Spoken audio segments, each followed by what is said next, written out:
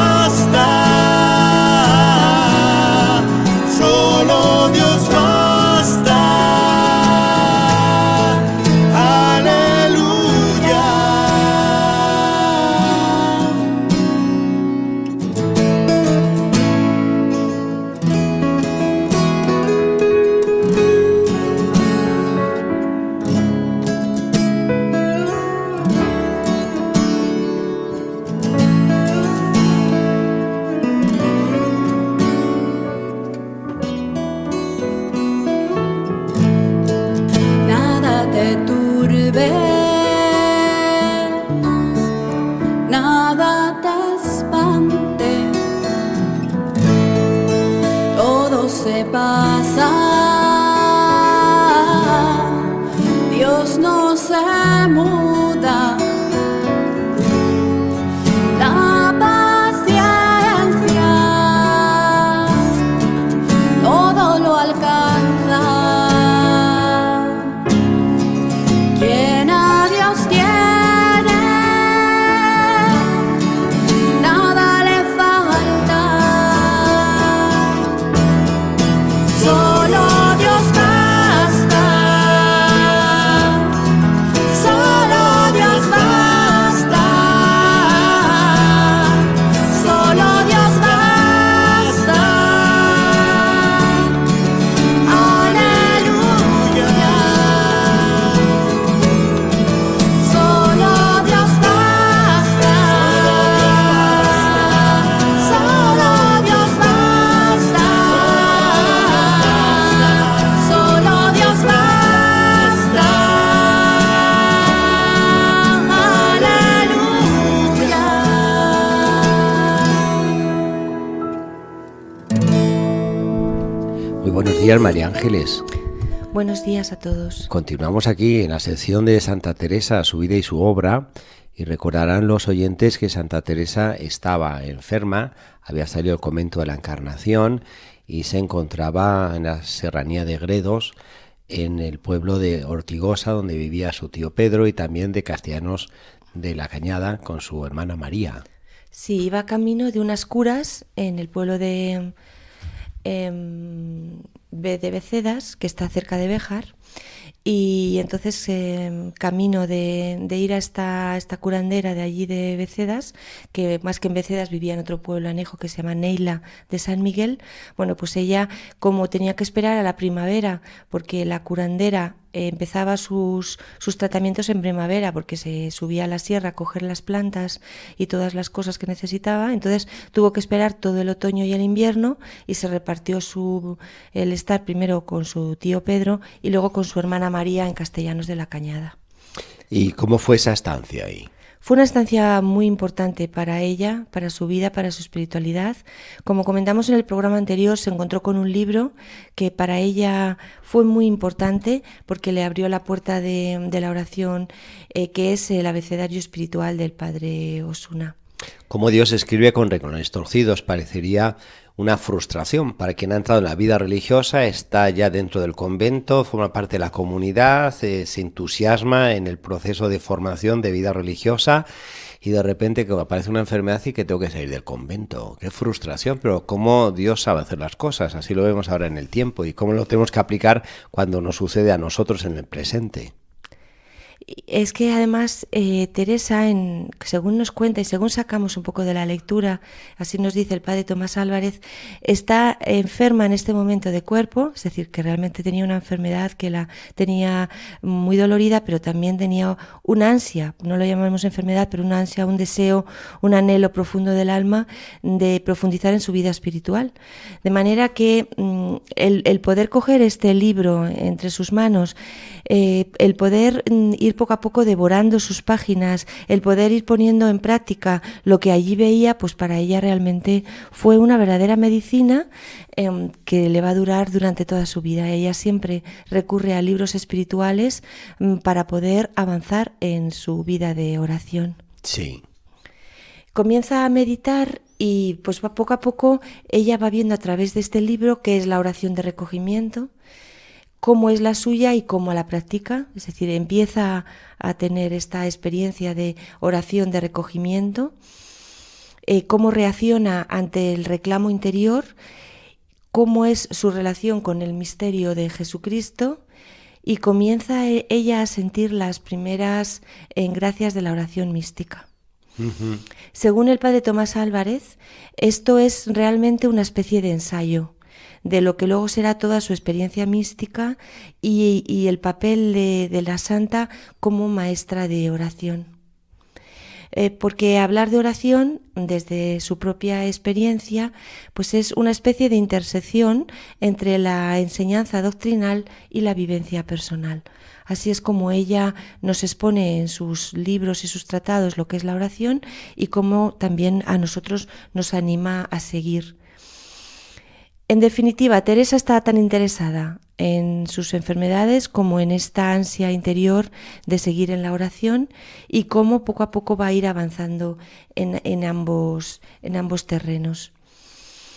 Para Teresa, después en este proceso de esta microteología teresiana que se desarrolla con la lectura del libro del padre del abecedario espiritual del padre Osuna. Teresa empieza a darse cuenta que Dios es bondad y magnificencia, que Dios es un buen pagador y que es una expresión muy bonita de la santa, un orfebre dorador del pobre metal humano, es decir, que de nuestra miseria y de nuestra pobre naturaleza el Señor dora, como ella dirá, dora nuestras culpas y poco a poco nos va haciendo mucho más valiosos y mucho más llenos de este dorado que en definitiva es un poco la presencia del Señor en las vidas de los hombres.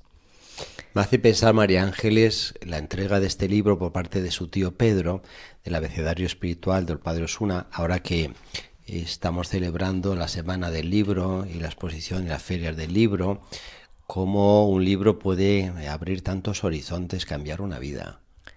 Y abrir un nuevo camino, como en el caso de la santa, que entró por el camino de la oración, que lo practicó profundamente durante toda su vida y que llegó a tener tanta luz y tanta claridad, tanta presencia del Espíritu Santo en su vida como para poder escribir sobre oración, y es realmente maestra de oración. Es una de las cosas que más nos deslumbran de ella, ¿no? Que nos enseña no solo que ella la practicara, sino que ella veía que ese regalo de la oración tenía que comunicarlo a los demás y tenía que comunicarlo también en la manera de proceder.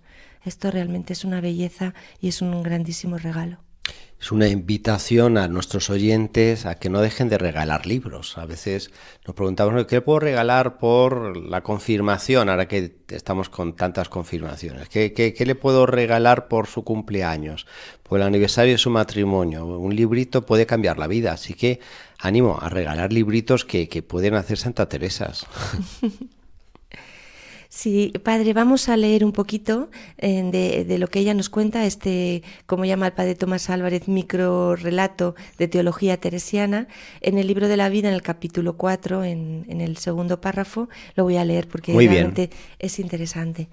Cuando esto me acuerdo, es decir, de su vida y determinación, no hay cosa que delante se me pusiese, por grave que fuese, que dudase de acometerla, porque tengo experiencia a muchas que si me ayudó al principio a determinarme a hacerlo, que siendo solo por Dios hasta comenzarlo quiere, para qué más merezcamos que el alma sienta aquel espanto, y mientras mayor, si sale con ello, mayor premio, y más sabroso se hace después. Aún en esta vida lo paga su majestad, que unas vías que solo quien goza de ellas lo entiende. Bueno, aquí vemos un poco todo esto resumido y donde nos aparece una palabra en la que querríamos detenernos ahora para ir un poco entendiendo a la santa, ¿no? Que quizás cuando empezamos a leerla necesitamos ir sabiendo qué significan algunas palabras para ella para poder seguirla. Una de estas palabras es la palabra determinación. Sí, esta palabra es clave en el lenguaje teresiano. Sí. Además es un vocablo fuerte, es un vocablo lleno de sentido y que nos conviene muy bien saber. Determinarse y determinación para Teresa no son solo gestos, sino son opciones potentes de vida que inciden de manera fuerte en la vida cotidiana, en la vida de cada día. Recae la santa en dos aspectos. Primero en su vocación, que no fue una cosa de un sentimiento, sino realmente de una lucha, es decir, de una verdadera determinación a la lucha, podemos decir, a seguir adelante en el camino de la fe. Y en segundo lugar, una opción de vivir en la oración, haciendo de esta oración vida y vida oración, es decir, determinarse a orar. Muchas veces pensamos que la oración es algo como que nos tiene que caer del cielo, es decir, algo que nosotros no tendremos que poner nada, sino que directamente aquello empieza. Y la santa, que vemos que además era una mujer tocada por la mano de Dios desde su juventud y que siente siguió, vemos como nos dice: determinaros, hijos, determinaros en la oración, determinaros en vuestra vida, en lo que el Señor ha hecho en vosotros, en vuestra verdadera vocación, es decir, ir por la vida de la fe con determinada determinación. Enfatiza, así es, María Ángeles, con esa determinada determinación donde vamos, no queda duda. Que somos nosotros los que tenemos también que poner de nuestra parte para poder avanzar en el camino de la oración, es así. Y uno puede entrever en la época de Santa Teresa, donde entraba el luteranismo en la espiritualidad y se consideraba que era la gracia la que se sobreponía y cómo Santa Teresa viene a hacer valer lo que es la participación con la gracia, ¿no? Donde es necesaria los dos elementos, la gracia, la libertad y la voluntad de la persona. Claro, la determinación es esa búsqueda profunda que tiene en el alma Teresa. Por eso cuando encuentra un libro como el Abecedario Espiritual y otros que va a ir, pues como se vuelca con él. Porque ella necesita llenarse de fuerza, de vida y de conocimientos para seguir con su determinación en su vida vocacional y en su vida de oración. Creo que siempre que nuestros oyentes lean algo de la santa con esta palabra, yo creo que ya sí que se van a dar cuenta de este empuje, lo que significa realmente determinarse y determinación en la obra de la santa. Sí. El nos libro, quita las medias tintas, María Ángeles, nos quita las medias tintas y nos pone en claro, ¿no? Y nos empuja a seguir lo que Dios nos viene a marcar y lo que el alma nos viene a iluminar. Es realmente una actitud teresiana que nos ayuda mucho en muchas cosas de la vida. La santa nos cuenta todo esto del libro de Osuna en el capítulo 4, en el párrafo 7, y también lo voy a leer porque normalmente no hay mejor fuente que dejarla hablar a Teresa. Dice así: cuando iba a curarse, cuando iba me dio aquel tío mío que tengo dicho, o sea, Pedro de Cepeda, en el camino un libro, llámase Tercer Abecedario, que trata de enseñar oración de recogimiento. Y puesto que este primer año había leído buenos libros, que no quise más usar de otros, porque ya entendía el daño que me habían hecho, no sabía cómo proceder en oración ni cómo recogerme, y así holguéme mucho con él, y determinéme a seguir aquel camino con todas mis fuerzas. Vemos cómo este libro de Osuna estuvo publicado en Toledo en 1527, y probablemente estaba editado el que leyó Santa Teresa en 1537. Es decir, que la santa lo recibe muy cercano a la edición, es decir, muy cercano justamente a la publicación de este libro. Esto nos muestra que el tío de la santa estaba muy al tanto de todas las, podríamos llamar, novedades editoriales, Sí. ahora que estamos en este momento del libro también, ¿no? Y cómo rápidamente, cuando su sobrina apareció por aquí, él, que lo había leído y lo había profundizado seguramente, pues lo puso en sus manos. O sea, esto nos muestra algo que hemos tratado en este programa, en estos programas, que es el nivel cultural que tenía la familia de la santa y cómo estaban al tanto, podemos decir, de las novedades, sobre todo en libros de oración, y cómo ella recalca muy bien en este párrafo que hemos leído que ella ya estaba más volcada en libros de oración y que dejaba un poco atrás pues, los libros de caballerías, que como ella pensaba le habían hecho daño en algún momento de su vida.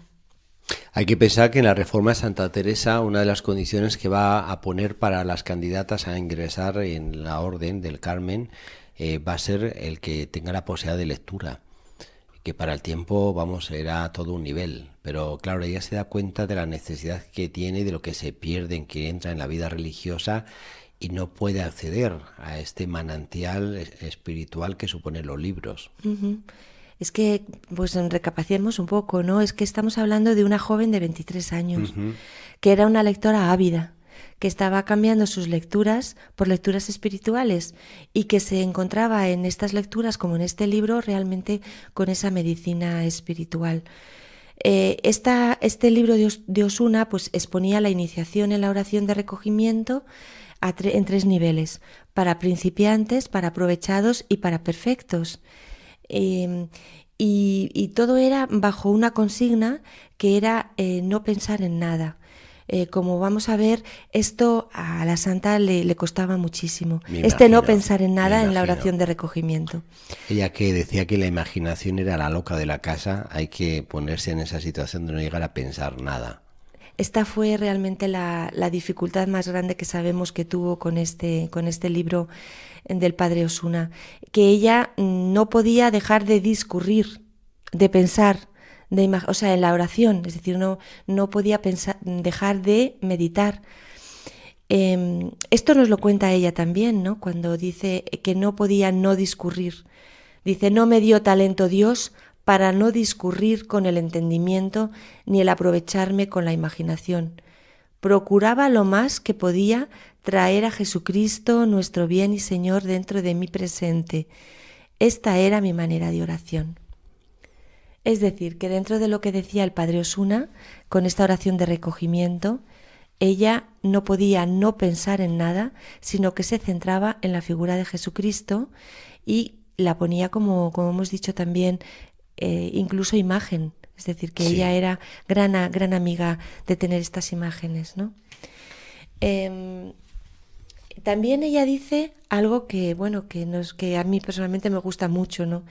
Que también no solamente le inspiraba la figura de Jesucristo y algunos pasajes del Evangelio, sino también la recogía en el agua, el campo y las flores, porque en ella hallaba memoria del Creador. Y entonces, en este momento en el que está en Castellanos de la Cañada, en que está camino de Becedas, que es justamente por estas épocas del año, es decir, al principio de primavera, en el que el campo está maravilloso, verde, están empezando a salir todas las flores, el agua corre como ahora mismo, si damos un paseo por esa zona, a raudales, ¿no?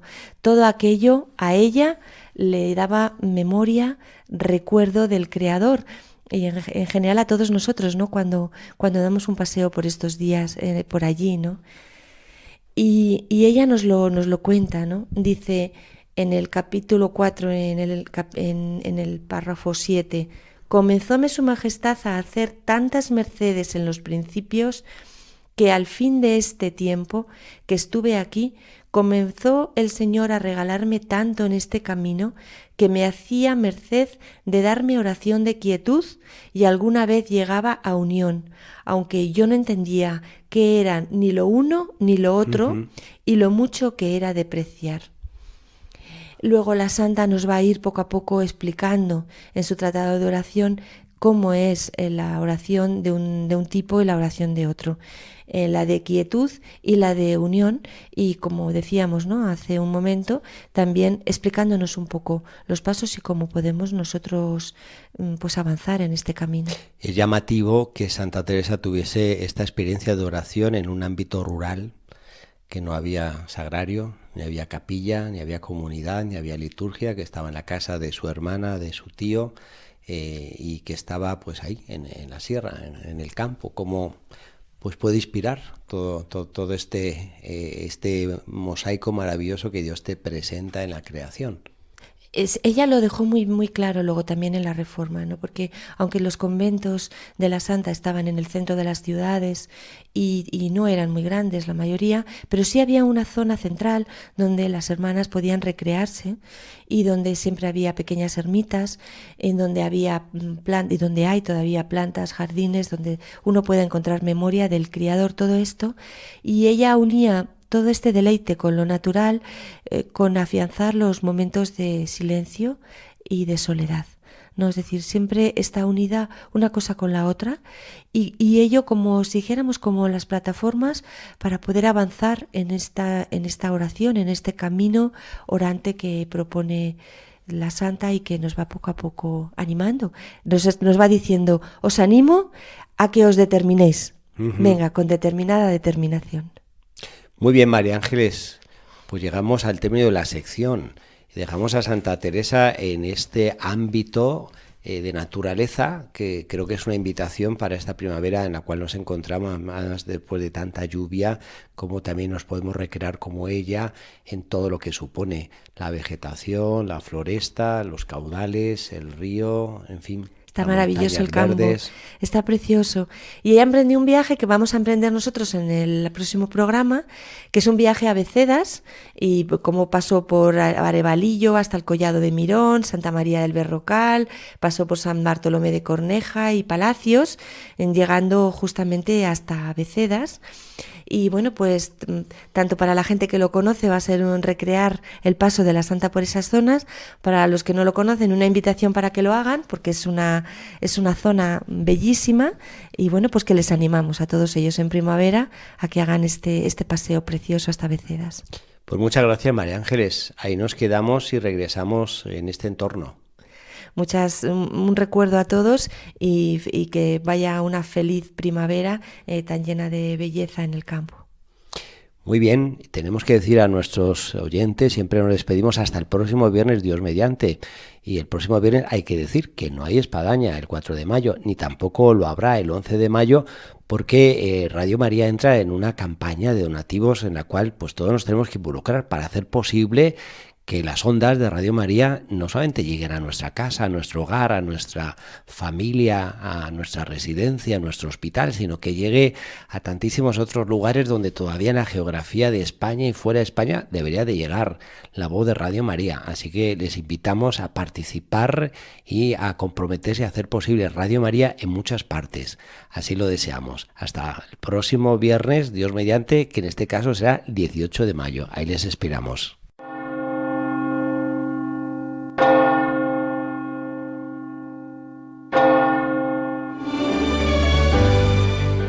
Han escuchado en Radio María La Espadaña, un programa que dirige el padre Arturo Díaz desde el Monasterio de la Encarnación en Ávila.